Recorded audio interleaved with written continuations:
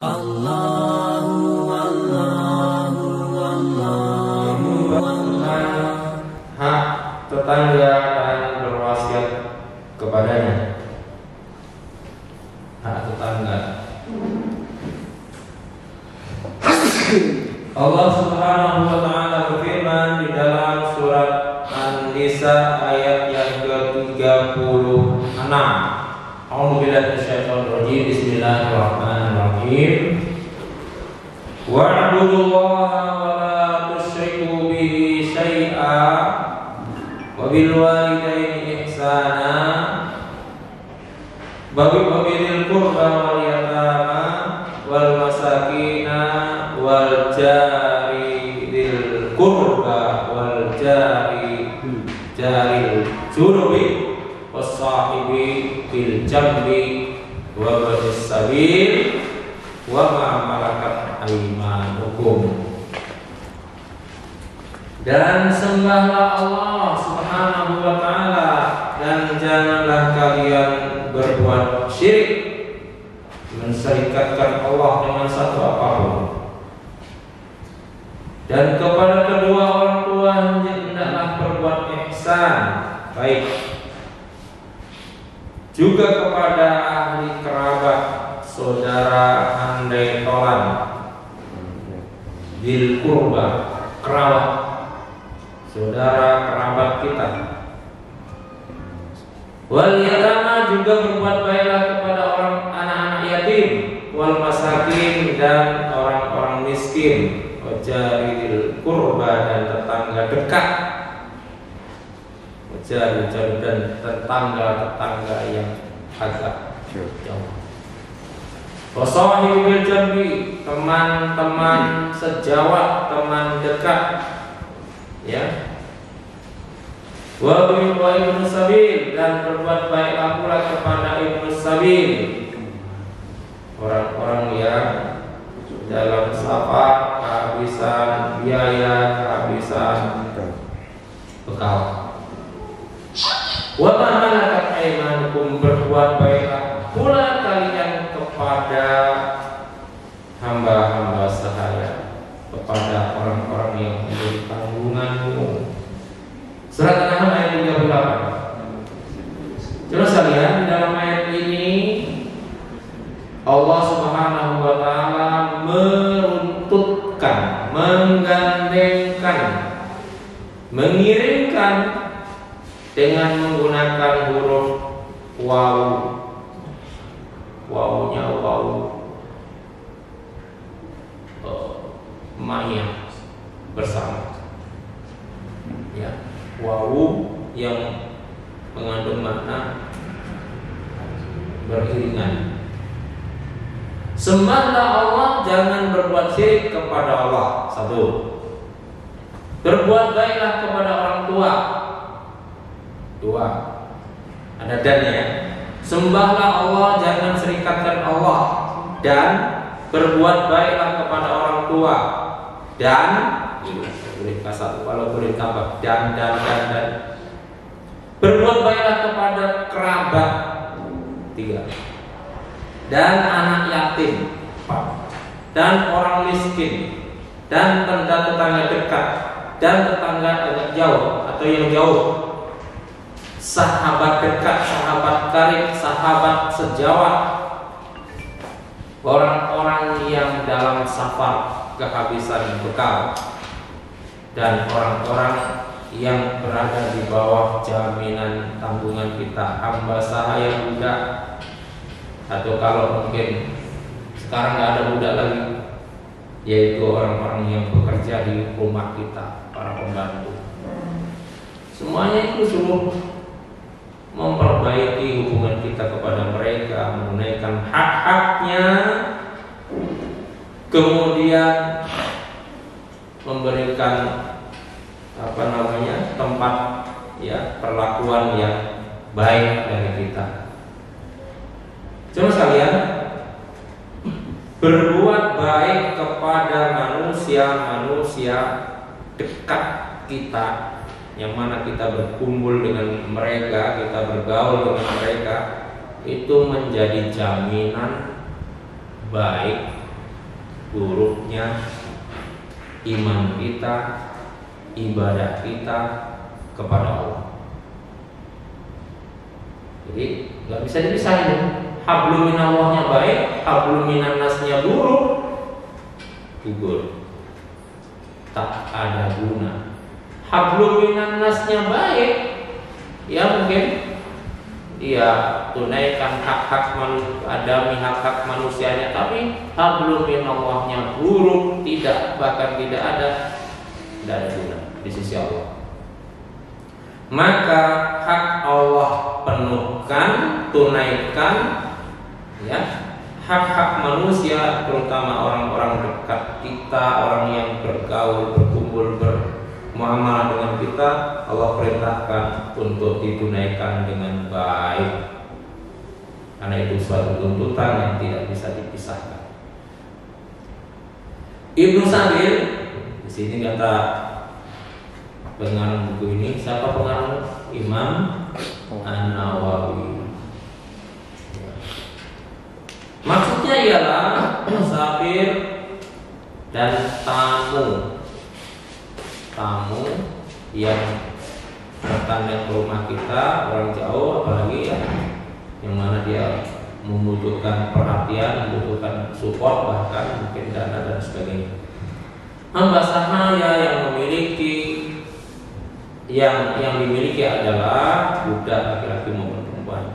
Nah, ini dalam perdebatan apakah sekarang masih ada hamba sahaya. Ada satu hadis yang diriwayatkan oleh Aisyah radhiyallahu an dari Umar bin Khattab, dari Ibnu Umar, putra Umar bin Khattab. Beliau berkata, ya, beliau berdua meriwayatkan, Rasulullah SAW bersabda, mazala Jibrilu yusini bilja. Jibril senantiasa terus mewasiatkan, mengingatkan, mewanti-wanti kepadaku tentang tetangga. Wahai Nabiullah, ya Rasulullah, tetangga. Awas tetangga ya Rasulullah, tetangga. Aku wasiatkan kepadamu ya Rasulullah, ya Nabi Allah, tentang tetangga. Hati-hati tetangga. Hatta donantu, sampai aku menyangka bahwa tetangga itu sayuwarisuhu. Sampai aku menyangka bahwa tetangga itu bisa menjadi ahli waris, bisa saling mewariskan. Karena saking Jibril itu mengingatkan tentang tetangga. Saya menyangka bahwa tetangga itu termasuk ahli waris. Kalau aku mati, aku punya hartaku bisa diwariskan kepada tetangga. Sebaliknya tetangga mati, dia punya harta, aku dapat warisan. Saya sangka sampai seperti itu. Kata Rasulullah, padahal tidak. Saking bahwa tetangga itu mempunyai hak-hak istimewa pada kita, sehingga ketika seorang itu berbuat serong dengan tetangganya sendiri, itu hukumannya berlipat ganda di sisi Allah, dosanya berlipat dibandingkan berbuat serong dengan orang yang nun jauh di sana. Kenapa? Karena tetangga punya hak untuk dilindungi, kehormatannya, hartanya, jiwa raganya, oleh kita sebagai tetangga. Ya. Kita pagarnya, sebagai tetangga itu pagarnya, malah dihancurkan tetangga kita sendiri. Maka dosanya 2. Nah, kalau orang nun jauh di sana, dosanya 1. Karena kita tidak ada hak untuk melindungi. Ya. Kita penyakitnya, naudzubillah, 1 dosanya. Jangan sekalian, itulah hak tetangga. Hadis yang kedua, yaitu hadis dari Abu Dzar. Qala Rasulullah SAW bersabda, ya Abu Dzar, wahai Abu Dzar, idza sabahta, Idza tabakhta, kalau kamu masak. Idza tabakhta maraqatan, jika engkau memasak daging, ya, masak daging, membeleh kambing, membeleh ayam, mentok, apalah yang masak enak, ya, maka perbanyaklah kuahnya. Fa'akthir ma'aha, perbanyaklah kuahnya. Apa maksudnya? Wa ta'ahadu jironaka, dan berikanlah hadiah masakan itu kepada tetanggamu. Apalagi baunya sedap, masakannya enak, ya, baunya ngarah ke tetangga. Wah, masya Allah, ini bau siapa, ini masakan siapa ini? Allah, bagikan ke tetangga. Wa fi riwayat, dalam riwayat yang lain dari Abi Dzar juga, inna walili awsani, sesungguhnya kekasihku Nabi Muhammad telah mewasiatkan kepadaku, kata Abi Dzar, idza tabahta,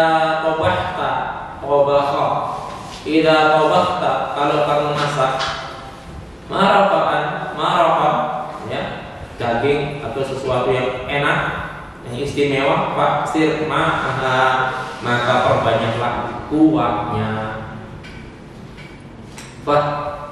Kemudian summa undur ahla baitin min jironika, kemudian lihatlah, kemudian pandanglah, kemudian perhatikanlah ahli bait, ya, keluarga ahli bait tetanggamu, bagikan ke dia,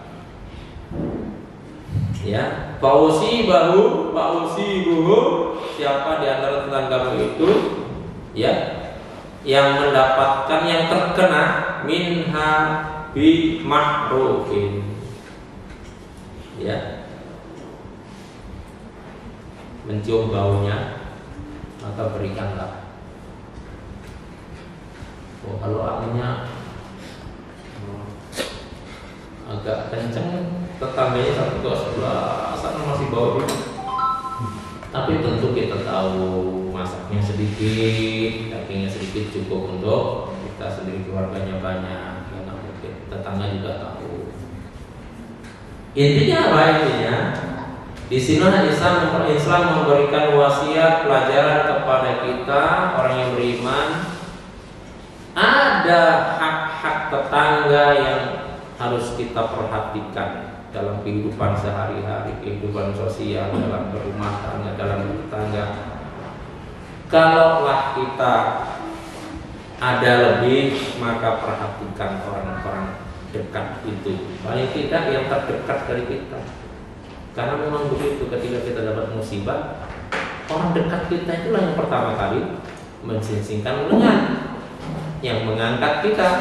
Nggak mungkin saudara kita yang ada di situ banyak, ya, keburu KO lah kita. Ini pinggangnya kambuh, nggak bisa jalan, ya, panggil tetangga. Untuk bawa ke rumah sakit misalnya, panggil tetangga yang terdekat. Siapa?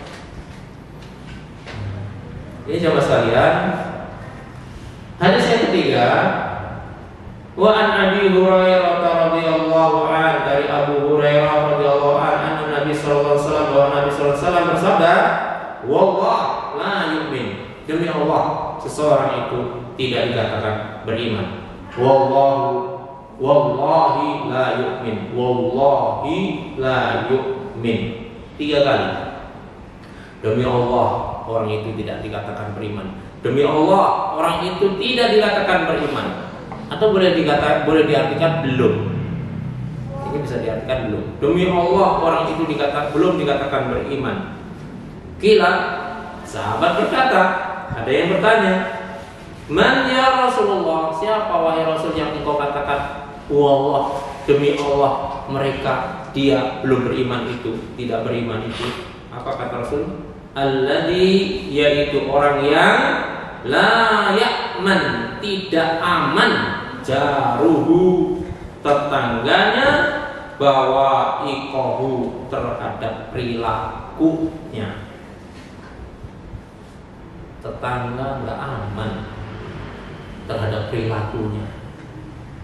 Aduh Pak, kalau saya bertetangga dengan tetangga yang baru ini, ampun deh, stres rasanya. Nggak ada yang aman sejak ada orang ini.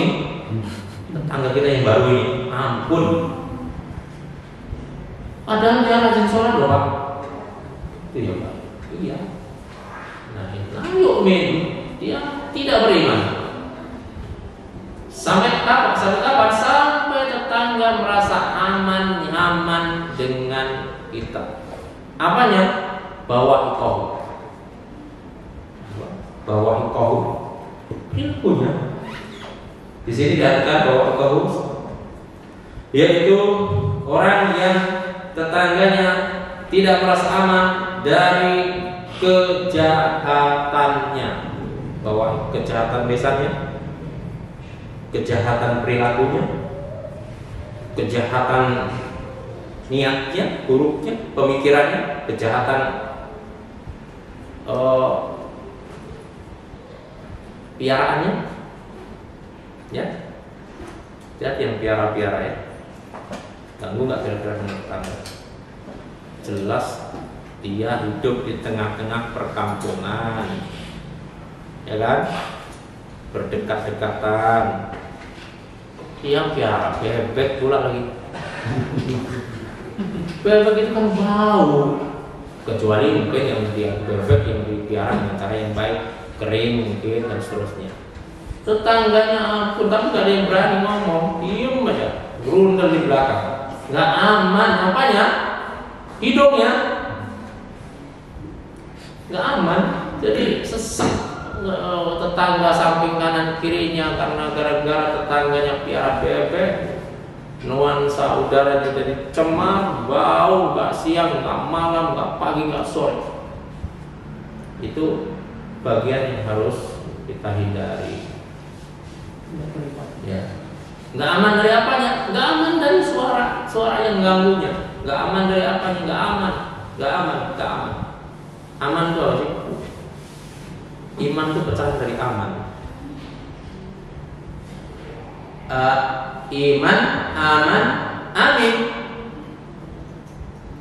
Iman, aman, amin. Ya, aman itu orang yang beriman itu ya orang yang aman, yang mengamankan mestinya. Mukmin lah dia orangnya. Orang yang aman, orang yang manakala diberikan titipan yang ya amanah dia aman. Kita mau memberikan apa saja yang kita miliki, maksudnya untuk titipkan, itu merasa aman kita. Kenapa kita merasa aman? Karena tetangga kita amanah orangnya. Saya mau pulang kampung, seluruh kunci saya titipkan kepada tetangga. Kenapa saya rela, saya berani atau rela menitipkan kunci rumah saya, bahkan kunci kamar pribadi saya kepada tetangga? Saya tahu dia aman, ya. Misalnya begitu, kita punya rumah, dalam rumah itu dipagar dengan, perumahan kita dipagar dengan pagar, ya, dinding teralis, ada gerbangnya kunci, ya. Kemudian ada rumahnya pintu utamanya dikunci. Dalam rumah itu ada kamar tidur kita, kamarnya dikunci. Dalam kamar ada lemarinya dikunci. Dalam lemari ada lacinya dikunci juga, ya. Dalam laci ada dompet, ada uang, ada duit, taruh di dompetnya, ada kuncian, ceplik. Dari kunci yang terkecil sampai kunci gerbang itu kasihkan kepada tetangga. Wahai saudaraku, saya mau pulang kampung, tolong ini bisa titipkan kunci sak gebyok ini, sak gendel ini kepada sampean. Tolong rumah segala isinya saya titipkan kepada sampean. Kalau malam mohon minta tolong dihidupkan lampu terasnya. Saya ada piaraan burung bekultur, tolong kalau habis makannya kasih makannya, airnya minumnya dijog dan seterusnya. Ada pot-pot bunga yang di teras, mohon minta tolong diisi. Seminggu kemudian atau 10 hari kemudian kita pulang, ya, ambil kunci ke tetangga tadi sambil ngasih sedikit bingkisan oleh-oleh, hapus-hapus, dikasihkan kuncinya, kita buka gerbang, seger semuanya, ya, tanaman pot bunga nggak ada yang layu, misalnya, buka pintu rumah, ya, persis sebagaimana yang kita tinggal, nggak ada yang kurang, mungkin bahkan lebih berarti ya. Buka pintu kamar kita, nggak ada yang berkurang, buka lemari nggak ada, utuh. Kenapa? Tetangga kita amanah. Yang menyebabkan kita aman, ya, dari kejahatan dia. Jadi kalau Rasulullah SAW mengatakan sampai 3 kali, wallahi la yu'min, la yu'minu, wallahi la yu'minu, wallahi la yu'minu. Man ya Rasulullah? Siapa ya Rasulullah yang tidak beriman? Alladzi la ya'manu, orang yang tidak aman, jaru, tetangganya, bahwa ikahu, terhadap perilaku jahatnya. Nah, jahat kalau boleh, ya nggak boleh, tetap nggak boleh, sama aja. Lantaran kode etik garong aja ngerti, ternyata hadis ini garong ngerti, komplotan penjahat ngerti juga tentang kode etik ini. Ojo main kamu ini, ojo, soalnya jahat kalau kamu ini. Ojo main kamu ini, tapi tetap jahat kalau ya ada hisapnya, nanti tetap jahat ya. Cuman bedanya ini terlibat ganda. Jadi komplotan jahat juga ngamalkan hadis ini dalam satu sisi, nggak mau jahat kepada teman dekat, ya, tetangga dekat, ya, karena memang lipat ganda. Coba sekalian hadis yang selanjutnya, yaitu dari masih hadis ini dari Abu Hurairah tentang tetangga, di mana Rasulullah SAW bersabda, ya nisa al-muslimat, wahai para wanita-wanita muslimat,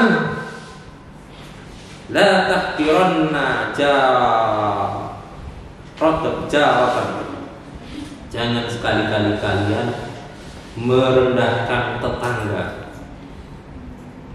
La tahqiranna, janganlah seseorang tetangga menghina, merendahkan tetangganya yang lain.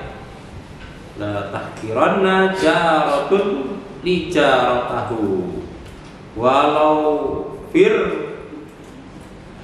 kirsina saatin, sekalipun yang dihadiahkan hanya berupa kaki kambing. Jadi tentu ini ada sebab keluar hadis ini, ya, ada sababul wurud hadal hadis, di mana ada seorang sahabiah dikirimi diantar gulai kambing dari tetangga, tapi gulainya kaki kambing. Lalu yang dikasih tadi, amin kalau bagi kita ya, karena cuma kaki kambing. Merendahkan orang yang mengantar, merendahkan tetangga yang mengasih, merendahkan tetangga, menghina, mengecilkan tetangga yang memberikan hadiah. kepada kita, nggak boleh. Dan ini disebut secara khusus oleh Rasulullah, ya nisa al muslimat, para wanita, ya, disebut secara khusus para wanita oleh Rasulullah.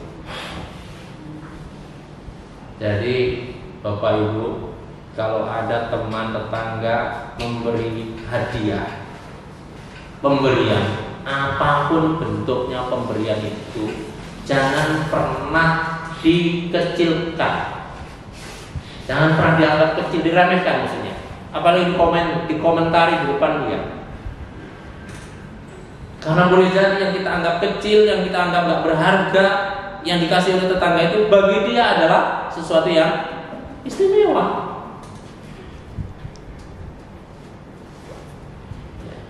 Dan susah-susah dia nganter dari kampung karena kerabat, ya. Apa? Karena dari kampung yang bawanya singkong, kemudian pisang, sama nenteng ayam atau metok. Datang ke tempat kita yang mungkin notabene kita hidup di kota, secara ekonomi mapan, lalu menanggapinya enteng saja, tidak menunjukkan bagaimana antusias, berterima kasih, disambut dengan nerima ke, lega ke sing ngasih. Jadi yang ngasih itu seneng, keterima tenang. Walaupun kita nggak suka, jangan pernah mengatakan, enggak, saya nggak suka itu. Saya sudah banyak apa gitu. Jangan, biar dia senang. Dan ini ada, dan ini juga bagian dari memuliakan tetangga, kerabat, sahabat yang memberikan kepada kita. Kita memberikan apresiasi karena dia sudah memberikan sesuatu kepada kita. Walaupun kita anggap apalah itu artinya, tapi boleh jadi bagi dia itu sesuatu yang berharga, sesuatu yang istimewa. Maka kita menyambutnya dengan baik. La tahqiranna, jangan engkau sikapi dengan merendahkan, mengecilkan apa yang diberikan oleh sahabat, kerabat, handai tolan, apalagi juga tetangga. Tetangga itu orang lain yang dimaksud sini. Apalagi dia tetangga, dia kerabat. Wah, lipat itu. Wes kerabat, ada hubungan darah, udah gitu tetangga pula lagi. Haknya ada dua. Hak tetangga ada, hak kerabat juga. Jangan sekalian, jangan merasa aman dan merasa tidak berdosa ketika kita lapang rezekinya, maksudnya lapang penghasilannya, pendapatannya, dunia kita. Lalu ada tetangga kita, atau terutama kerabat kita, ada kerabat kita ngap-ngapan sekedar untuk makan, lalu kita menganggap itu bukan tugas kita, tidak apa-apa, kita nggak ada hubungan dengan kita. Kalau kita mau royal, kita mau makan enak-enak, nggak ada dosanya. Kata siapa? Allah menyatakan wa ati dzal qurba haqqahu, berikan kerabat itu haknya. Ya. Wala tubazir, jangan kamu berperilaku mubazir. Maknanya apa? Lihat tafsirnya. Masya Allah. Kita memubazirkan sesuatu yang kerabat kita dengan sesuatu yang kita mubazirkan itu ngap-ngapan dosa kita. Ini dosa. Innal mubazirin kanu ikhwana sadin. Jadi Allah menggandengkan juga ini, membantu kerabat, hak-hak dia untuk ditolong, untuk dibantu, dan larangan berbuat tabzir. Apa sih tabzir itu? Sesuatu yang nggak ada faedahnya. Itu masuk tabzir. Sesuatu yang dicampakkan tidak, ya, bangun rumah masih kuat, catnya masih meling, bongkar, cat baru lagi. ganti model lagi. Padahal kerabat kita mau bangun rumah dari rumah geribik itu nyimpen bertahun-tahun belum juga kelar sampai sekian puluh tahun, ngempet gentengnya bocor, ya rumahnya geribik beralaskan tanah berat. Ya, nggak boleh, dilarang dalam Islam berperilaku seperti itu. Walaupun itu hasil keringat kita sendiri. Baik, ini hadis selanjutnya. Hadis yang ke-6. Wa anhu, masih dari Abu Hurairah. Banyak sekali Abu Hurairah. Bahwa Rasulullah SAW bersabda tentang berkaitan tetangga ini, la yamna'u jaru jarahu ayyagriza, tidaklah, hendaklah, janganlah seorang tetangga itu melarang tetangganya untuk menancapkan kayu di dindingnya. Lantas Abu Hurairah berkata, mengapa kalian semua saya lihat nampak berpaling dari hal ini? Demi Allah, pastilah akan saya lemparkan hal ini di antara bahu kalian. Ini pernyataan Abu Hurairah. Janganlah seorang di antara kalian, seseorang tetangga melarang tetangganya untuk menancapkan kayu di dindingnya. Gimana kira-kira bayangan realnya? Sampai punya dinding, sampingnya perbatasan dengan tetangga itu. Ya. Ada tetangga yang mau mengaitkan atau menancapkan atau nitip lah, numpang untuk apa, kalau menancapkan di sini menempelkan, memakukan atau apalah bahasa yang lain ke dinding kita yang berbatasan dengan tetangga itu. Jangan seorang tetangga melarang tetangga yang lain menancapkan kayu atau apapun untuk dikaitkan dengan dinding kita, sekedar untuk, karena boleh jadi orang yang pelit, ya. Kita punya dinding berbatasan dengan tetangga, kemudian tetangga itu mau bikin kandang bebek kayak judulnya bebek ya, ditempelkan ke dinding kita, nggak boleh, ya. Kasur-kasurnya dipakukan ke dinding kita, padahal ya nggak ganggu, misalnya ya izin dia, nggak boleh. Kalau sampai mau bikin kandang, mbok ya bikin dinding sendiri, bikin pondasi sendiri, nanti dinding ini roboh ini. Kata dia, alasannya nanti dinding saya roboh ini, nanti rusak nih dinding saya. Memang ada tipe-tipe manusia yang kayak begitu, nggak boleh disentuh oleh sekedar paku-paku milik tetangga yang dikaitkan jemuran misalnya. Atau oleh apalah yang nanti kemudian dikhawatirkan merusak dinding dia, padahal dinding tembok pembatas saja. Kecuali ini, kalau rumah ya kita yang harus tahu diri kalau kita sedang bertetangga. Ini rumah, dinding tangga nempel pres dan sudah dibangun dengan kesepakatan dinding untuk rumah, ya. Tetangga mau bangun rumah lagi, masa nggak bikin dinding? Cukup dinding yang nempel dengan dinding kita itu, paham ya?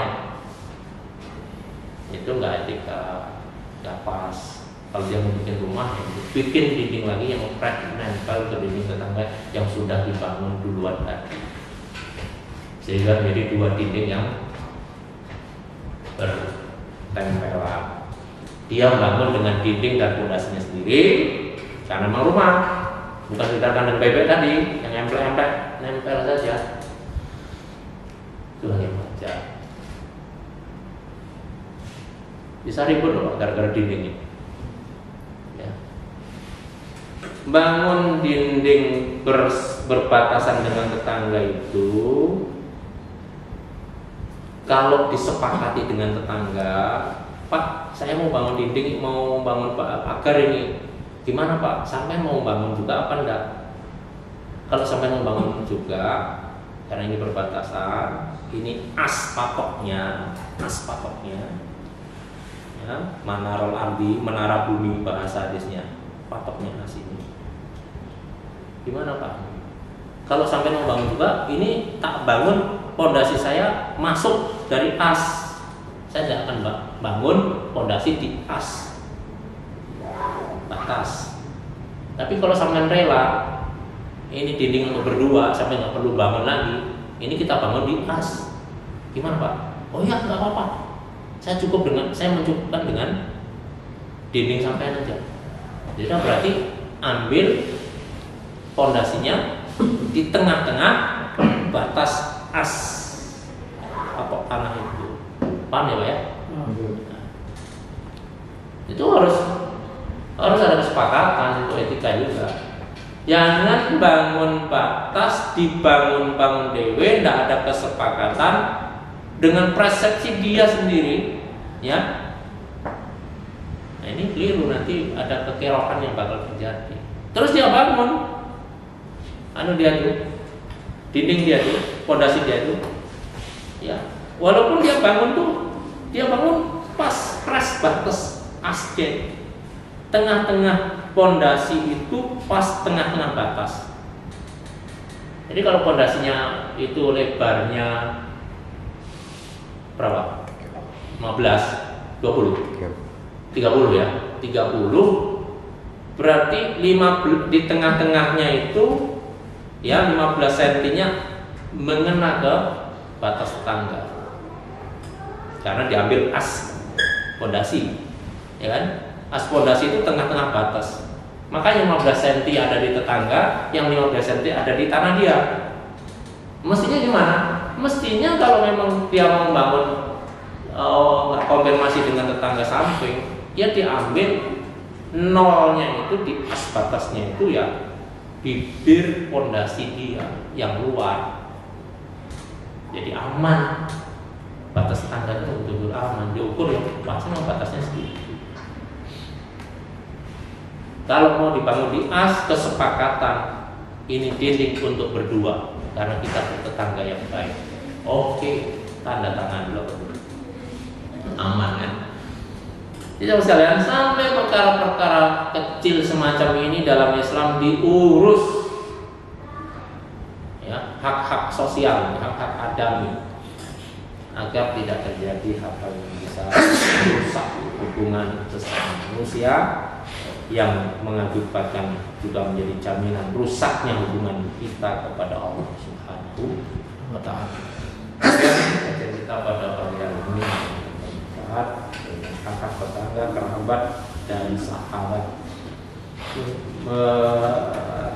Mestinya masih banyak lagi hadis-hadis yang berkaitan dengan itu. Tidak ada 5 hadis lagi. Kita cukupkan sampai di sini. Kita tutup dengan doa kafaratul majlis. Subhanallah wa bihamdihi, Assalamualaikum warahmatullahi wabarakatuh. Waalaikumsalam warahmatullahi wabarakatuh.